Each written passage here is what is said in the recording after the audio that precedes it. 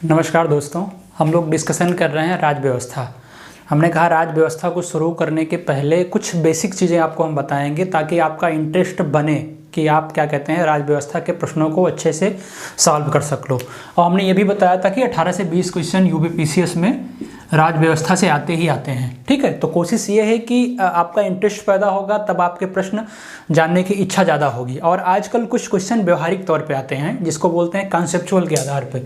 ठीक है, कुछ क्वेश्चन जो कॉन्सेप्चुअल के आधार पे आते हैं उनको जानने का प्रयास करेंगे कि उन प्रश्नों को कैसे टैकल करेंगे। जैसे हमने बताया इसके पहले वाली क्लास में, आपको हमने क्या बताया, इसके पहले वाली क्लास में हमने डिस्कशन किया था कि राज्य क्या कहते हैं, राज्य व्यवस्था को पढ़ने के पहले लोकतंत्र को जानो कि लोकतंत्र है क्या, उसके आयाम क्या हैं, उसके प्रकार क्या हैं, उसकी विशेषताएं क्या हैं, उसकी ज़रूरत क्यों पड़ी।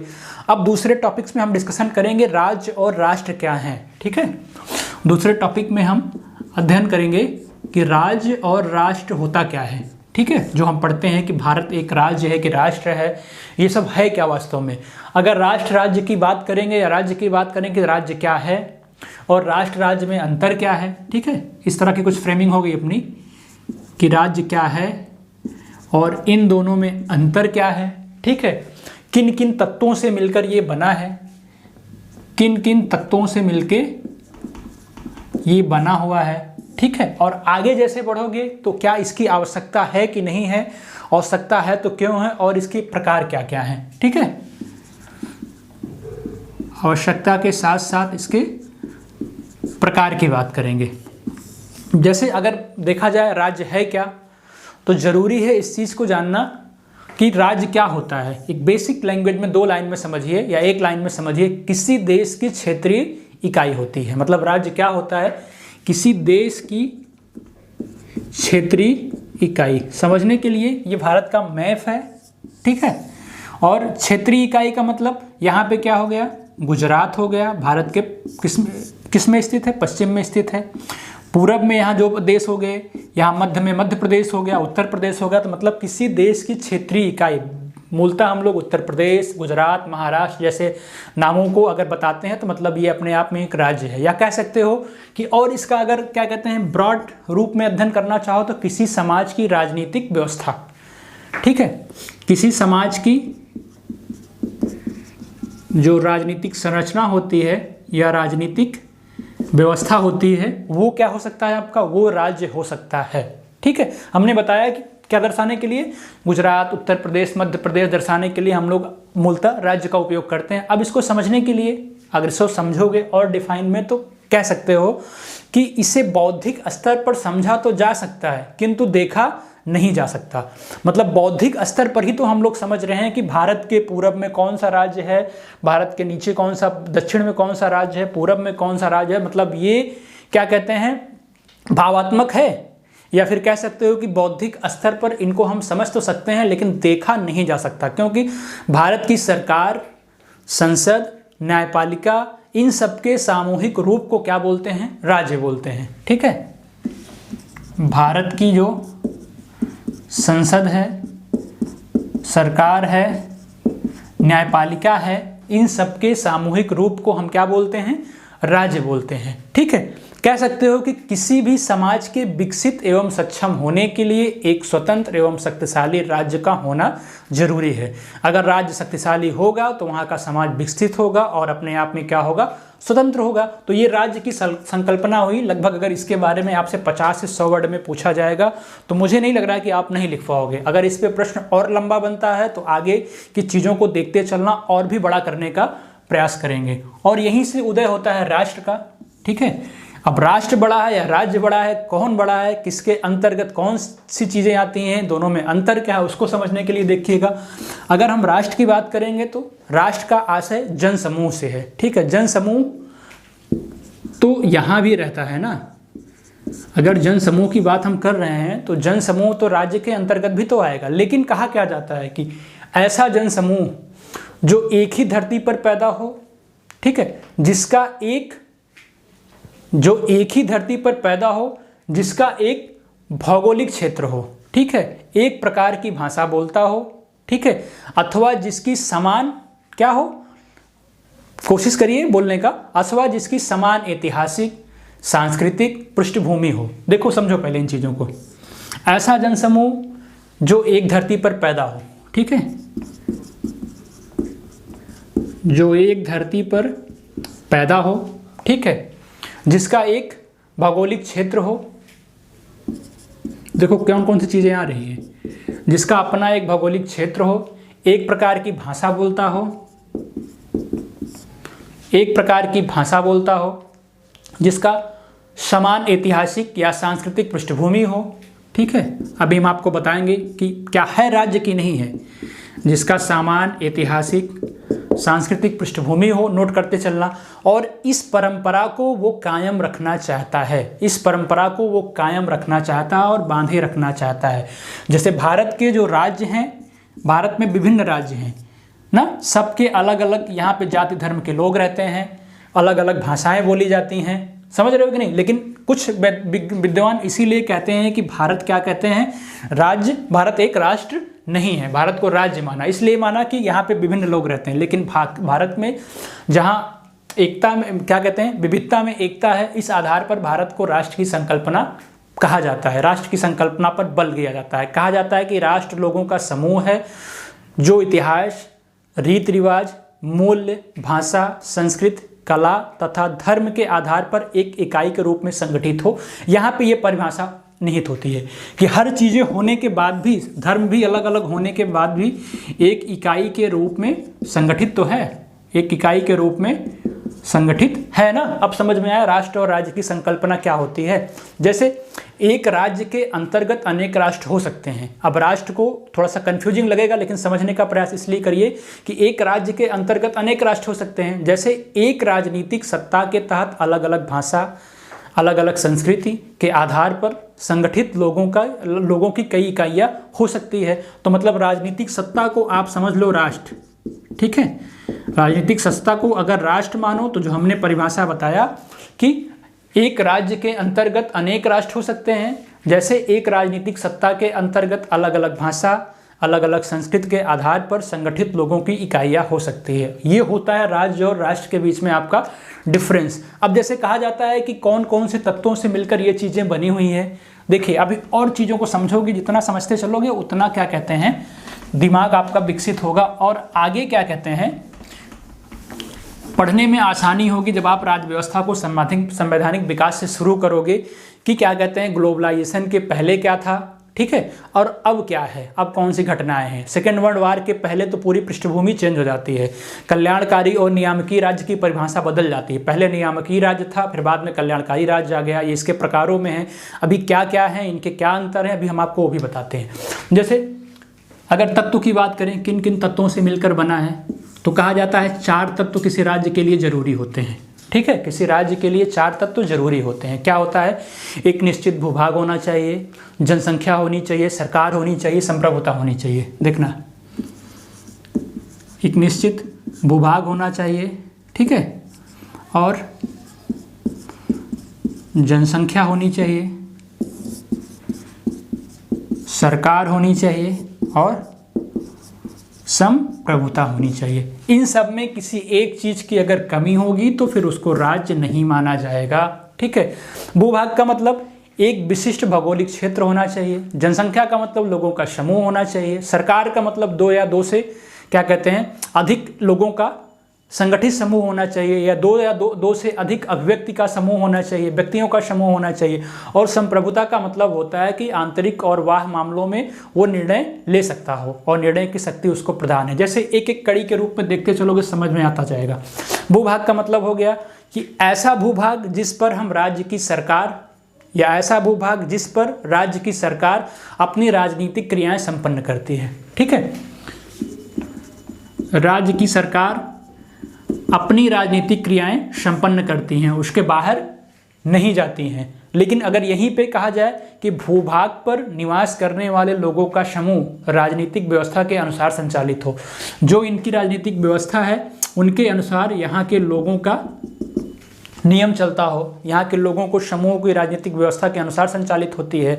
और आगे बढ़ोगे तो सरकार की बात करोगे तो सरकार में क्या हो जाएगा, 2 या 2 से अधिक व्यक्ति का समूह, कैसे? दो या दो से अधिक व्यक्ति का समूह मतलब जो व्यवहारिक तौर पर राजनीतिक शक्ति का प्रयोग करते हों। दो या दो से का अधिक का मतलब काफ़ी ज़्यादा। पहले दो या दो से अधिक की परिभाषा ली, पहले छोटे छोटे राज्य होते थे, लोगों की संख्या कम होती थी तो एकत्र होते थे, बहुमत के आधार पर चयन होता था। संकल्पना वहीं से आई, धीरे धीरे लोगों का समूह बढ़ा और क्या कहते हैं, इसका अर्थ विस्तृत रूप में लेने लगे। तो कह सकते हो दो या दो से अधिक व्यक्ति का समूह जो व्यवहारिक तौर पर क्या हो, जो व्यवहारिक तौर पर शक्ति का प्रयोग करता हो। कैसी शक्ति? राजनीतिक शक्ति का प्रयोग करता हो, उसकी अपनी व्यवहारिक अभिव्यक्ति हो और लोगों को बांध के रखता हो शक्ति के आधार पर। ठीक है, तो कह सकते हो राज एक क्या है? अमूर्त संरचना है और सरकार क्या कहते हैं? उसकी मूर्त और व्यवहारिक अभिव्यक्ति है। ठीक है, अब आगे संप्रभुता की बात करते हैं। संप्रभुता में क्या हो जाएगा कि सरकार के पास अपने भूभाग के अंदर, अपने सीमा के भीतर निर्णय लेने का अधिकार हो, निर्णय लेने की शक्ति हो, तो क्या हो जाएगा? ये संप्रभुता हो जाएगी उसकी अपनी। मतलब किसी भी प्रकार का दबाव नहीं होना चाहिए। समझ गए कि किसी भी प्रकार का दबाव नहीं होना चाहिए। ठीक, जैसे कि अगर आगे बढ़ोगे, भूभाग की अगर बात में परिभाषा एग्जाम्पल लोगे, भूभाग में बात करोगे, जैसे हो गया कि तिब्बत हो गया, तिब्बत की सरकार हो गया जो हिमाचल प्रदेश के धर्मशाला से संचालित होती है। उसका अपना निश्चित भूभाग ना होने से उसका अस्तित्व अपने आप खत्म लगता है, खत्म नजर आता है। अपनी पहचान खुद की ना होने से प्रॉब्लम होती है। उसके पास क्यों ना भूभाग ना होने के साथ जनसंख्या हो, सरकार हो, संप्रभुता हो, लेकिन उसका कोई महत्व नहीं रह जाता है। इसलिए कहा जाता है कि चार तत्वों के महत्व, ये चार तत्व महत्वपूर्ण है। इन चार तत्वों में किसी एक तत्व ना होने से राज्य की अवधारणा निरर्थक हो जाती है। जैसे मैंने बताया आपको तिब्बत के निर्वासित सरकार, इसका एग्जाम्पल आप दे सकते हो कि हिमाचल प्रदेश के धर्मशाला से संचालित तो होती है लेकिन इसका अपना कोई भूभाग नहीं है, इसलिए यह एक स्वतंत्र निर्णय लेने की ताकत इसके पास अपने आप में खुद की नहीं है। जैसे कि अब एग्जाम्पल दें कि औपनिवेशिक काल में क्या था? औपनिवेशिक काल में भारतीय भूभाग का सर्वोच्च अधिकारी कौन होता था? आप लोग बताइए। औपनिवेशिक काल में भारत का जो सर्वोच्च अधिकारी होता था वो वायसराय होता था। ठीक है, वो भूभाग के भीतर की जनता, जो उस क्षेत्र की जनता थी, भूभाग के भीतर की जनता उसके आदेशों का पालन करती थी, लेकिन उसको संप्रभु नहीं कहा जाता था। ठीक है, क्योंकि यहाँ का रहने वाला वो था, यहाँ का रहने वाला नहीं था, वो बाहर से आके यहाँ पे राज कर रहा था। ठीक है, तो कह सकते हो कि राज्य का होना जरूरी है। क्योंकि राज्य का होना जरूरी इसलिए है, अभी आपको एक एग्जाम्पल से समझाते हैं कि आप अगर कार्ल मार्क्स से जाके पूछोगे कि राज्य का होना जरूरी है कि नहीं है, तो कार्ल मार्क्स क्या बोलते हैं इसके लिए। ठीक है, तो देखना हमने क्या कहा कि राज्य का होना जरूरी है कि नहीं है। जैसे मानव समाज को उचित तरीके से रहने के लिए राज व्यवस्था हो या नहीं हो, बात हम इसकी कर रहे हैं कि मानव समाज को उचित तरीके से रहने के लिए राज व्यवस्था हो या ना हो, तो इसके लिए इतिहासकार क्या करते हैं। अगर आप, मैंने कहा अगर मार्क्सवादियों से पूछोगे, कार्ल मार्क्स से पूछोगे तो क्या जवाब देंगे? वो कहेंगे कि राजनीतिक व्यवस्था इतिहास की एक गलती का परिणाम है। मतलब इतिहास की गलती थी कि राजनीतिक व्यवस्था बनाएगी, राजनीतिक व्यवस्था नहीं होनी चाहिए। उनका कहना है कि अगर मनुष्य अपनी समझदारी के आधार पर विश्वास से काम करे तो क्या होगा? राजनीतिक व्यवस्था की जरूरत ही नहीं पड़ेगी। लेकिन वहीं दूसरी तरफ ये हो गया मार्क्स की विचारधारा कि जो राज व्यवस्था है जो है वो इतिहास की गलती का परिणाम है। मनुष्य को परस्पर अपनी समझदारी, अपने विवेक से काम करना चाहिए। अगर ये विवेक से और विश्वास के साथ काम करेगा तो राज्य की अवधारणा, राजनीतिक व्यवस्था की जरूरत ही नहीं पड़ेगी। लेकिन दूसरे क्या कहते हैं, इतिहासकार क्या कहते हैं, वो अन्य विचारक क्या कहते हैं? अन्य विचारक कहते हैं कि मनुष्य कितना भी विवेकशील क्यों ना हो जाए, लेकिन कभी ना कभी वह अपने स्वार्थ के अधीन हो ही जाता है। जब मनुष्य अपने स्वार्थ के अधीन हो जाएगा तो क्या होगा? दूसरे व्यक्ति से टकराव की स्थिति पैदा होगी, दूसरे व्यक्ति को मारने दौड़ेगा, दूसरे व्यक्ति की जमीन को कब्जा करेगा।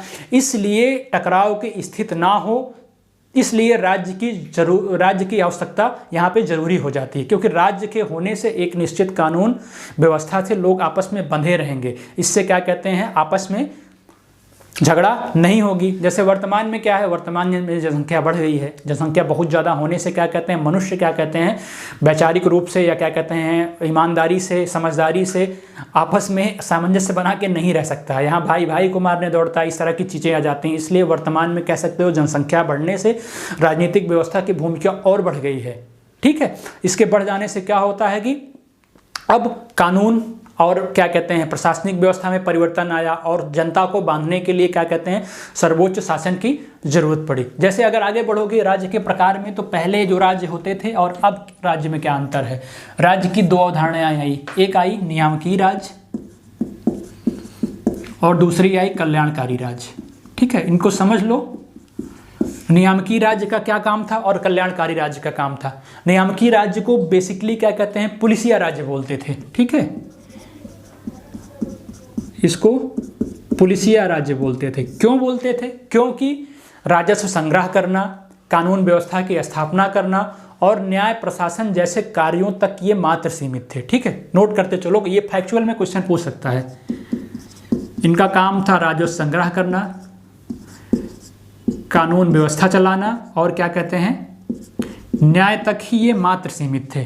ठीक है, क्यों सीमित थे? क्योंकि सरकार स्वयं जनता के विकास के लिए आगे नहीं आती थी। ठीक है, सरकार जो है जनता के विकास के लिए आगे नहीं आती थी। ऐसी सिचुएशन पैदा कर देती थी कि क्या कहते हैं, जनता अपने आप अपना विकास कर सके। ठीक है, वो अपना विकास स्वयं कर सके।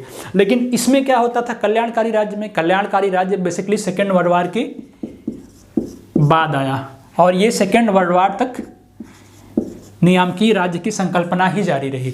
सेकेंड वर्ल्ड वार के बाद क्या हुआ कि इसमें क्या हुआ, कल्याणकारी राज्य में सरकार द्वारा जनता के सर्वांगीण विकास के लिए बल दिया गया, विकास का प्रयास किया गया, वंचितों शोषितों के लिए क्या कहते हैं प्रयास किया गया ताकि समाज की मुख्यधारा से उनको जोड़ा जाए। सरकार क्या कहते हैं हस्तक्षेप करने लगी आम जनता में, क्योंकि ऐसे राज्य होने से, कल्याणकारी राज्य होने से सरकार का हस्तक्षेप बढ़ जाता है और ये लोग सरकार के हस्तक्षेप को नहीं मानते थे। इसीलिए सरकार का ये हस्तक्षेप का सिद्धांत चलता था यहाँ पे, और यहाँ पे कल्याणकारी राज्य होने से सरकार का हस्तक्षेप बढ़ जाता है। बेसिकली हस्तक्षेप बढ़ जाने से अगर पॉजिटिव भी है और नेगेटिव भी है। अगर सरकार शोषितों के हित में सोच रही है, हस्तक्षेप कर रही है कि नहीं शोषितों को ऊपर लाना है, तो अपने आप में पॉजिटिव पहलू हो जाता है। ठीक है, तो इस तरह की चीज़ें हो गई। राज्य की दो अवधारणाएं आपके सामने आई, एक नियामकीय आया और दूसरा कल्याणकारी आया।